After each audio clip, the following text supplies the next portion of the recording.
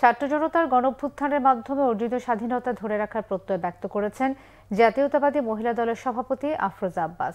জন্মাষ্টমী উপলক্ষে বাসাবো কালী মন্দিরে খাদ্য সামগ্রী বিতরণ অনুষ্ঠানে তিনি এই প্রত্যয় ব্যক্ত করেন।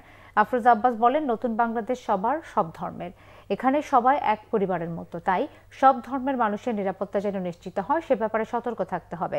গত 15 বছরে বিএনপি ও এর বিভিন্ন অঙ্গ ও সহযোগী সংগঠনের নেতাকর্মীদের উপর হামলা মামলার কথা স্মরণ করিয়ে দেন তিনি।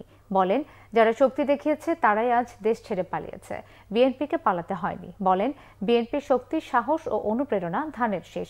বন্যার দুঃসময় বানভাসীদের পাশে থাকার আহ্বান জানান তিনি। আওয়ামী লীগের দুঃশাসনের কথা স্মরণ করিয়ে দিয়ে আর যেন লুটেরা সরকার মাথাচাড়া দিয়ে উঠতে না পারে সতর্ক থাকার আহ্বানও জানান আফরোজা আব্বাস। আমাদের অস্ত্র আছে, সে অস্ত্র কি? ধানের শীষ।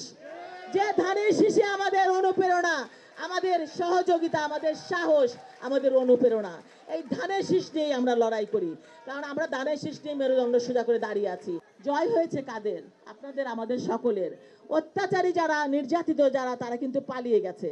তো সুতরাং এই দেশে অত্যাচারী, নির্যাতনের কোনো জায়গা নাই। সেজন্য আমাদের সকলকেই সম্মিলিতভাবে মাঠে থাকতে হবে। আমাদের এই যে ছাত্র সমাজ, যাদের জন্য আমরা এই বিজয় অর্জন করলাম, এই স্বাধীনতা পেলাম, আপনাদের আমাদের সকলের সম্পৃক্ততা ছিল। এই স্বাধীনতা, এই লক্ষ্য, আমাদের যে হাজার হাজার ভাই রক্তের বিনিময়ে আমরা যে পেয়েছি, এই স্বাধীনতা যেন আপনারা আমরা সকলে মিলে ধরে রাখতে পারি, সেটাই হবে আমাদের আজকের দিনের অঙ্গীকার।